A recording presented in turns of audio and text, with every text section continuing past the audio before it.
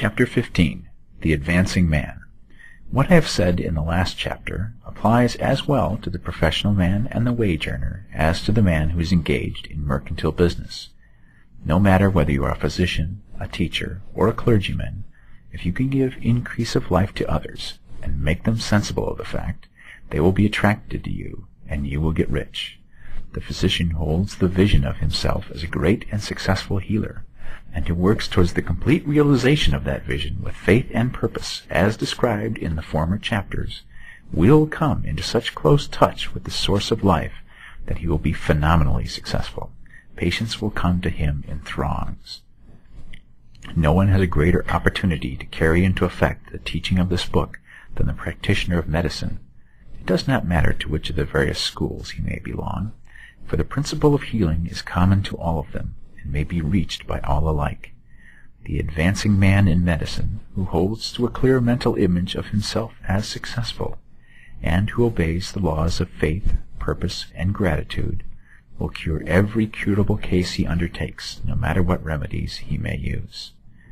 In the field of religion, the world cries out for the clergyman who can teach his hearers the true science of abundant life.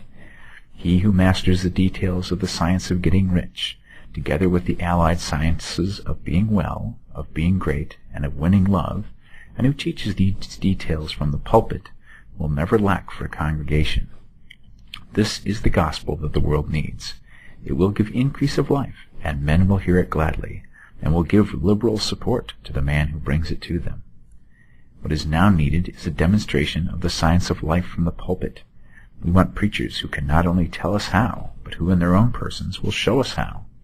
We need the preacher who will himself be rich, healthy, great, and beloved, to teach us how to attain to these things, and when he comes, he will find a numerous and loyal following. The same is true of the teacher who can inspire the children with the faith and purpose of the advancing life. He will never be out of a job, and any teacher who has this faith and purpose can give it to his pupils. He cannot help giving it to them if it is part of his own life and practice.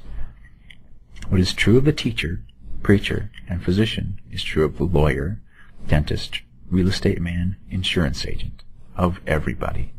The combined mental and personal action I have described is infallible. It cannot fail. Every man and woman who follows these instructions steadily, perseveringly, and to the letter will get rich. The law of the increase of life is as mathematically certain in its operation as the law of gravitation. Getting rich is an exact science. The wage earner will find this as true of his case as of any of the others mentioned. Do not feel that you have no chance to get rich because you are working where there is no visible opportunity for advancement, where wages are small and the cost of living high. Form your clear mental vision of what you want and begin to act with faith and purpose. Do all the work you can do every day, and do each piece of work in a perfectly successful manner.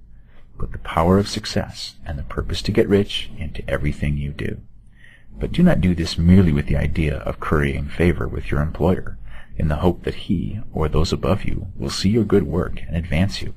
It is not likely that they will do so.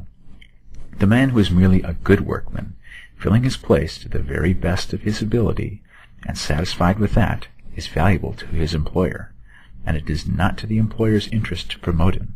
He is worth more where he is. To secure advancement, something more is necessary than to be too large for your place. The man who is certain to advance is the one who is too big for his place, and who has a clear concept of what he wants to be, who knows that he can become what he wants to be, and who is determined to be what he wants to be. Do not try to more than fill your present place with a view to pleasing your employer. Do it with an idea of advancing yourself. Hold the faith and purpose of increase during work hours, after work hours, and before work hours. Hold it in such a way that every person who comes in contact with you, whether foreman, fellow workman, or social acquaintance, will feel the power of purpose radiating from you, so that every one will get the sense of advancement and increase from you. Men will be attracted to you, and if there is no possibility for advancement in your present job, you will very soon see an opportunity to take another job. There is a power which never fails to present opportunity to the advancing man who is moving in obedience to the law. God cannot help helping you.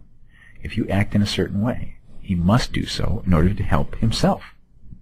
There is nothing in your circumstances or in the industrial situation that can keep you down. If you cannot get rich working for the Steel Trust, you can get rich on a 10-acre farm. And if you begin to move in a certain way, you will certainly escape from the clutches of the Steel Trust and get onto the farm or wherever else you wish to be. If a few thousand of its employees would enter upon the certain way, the Steel Trust would soon be in a bad plight. It would have to give its working man more opportunity or go out of business. Nobody has to work for a trust. The trust can keep men in so-called hopeless conditions only so long as there are men who are too ignorant to know of the science of getting rich, or too intellectually slothful to practice it. Begin this way of thinking and acting, and your faith and purpose will make you quick to see any opportunity to better your condition. Such opportunities will speedily come, for the Supreme, working in all, and working for you, will bring them before you. Do not wait for an opportunity to be all that you want to be. When an opportunity to be more than you are now is presented, and you feel impelled toward it, take it. It will be the first step toward a greater opportunity. There is no such thing possible in this universe as a lack of opportunities for the man who is living the advancing life. It is inherent in the constitution of the cosmos that all things shall be for him and work together for his good, and he must certainly get rich if he acts and thinks in a certain way. So, let wage-earning men and women study this book with great care, and enter with confidence upon the course of action it prescribes. It will not fail.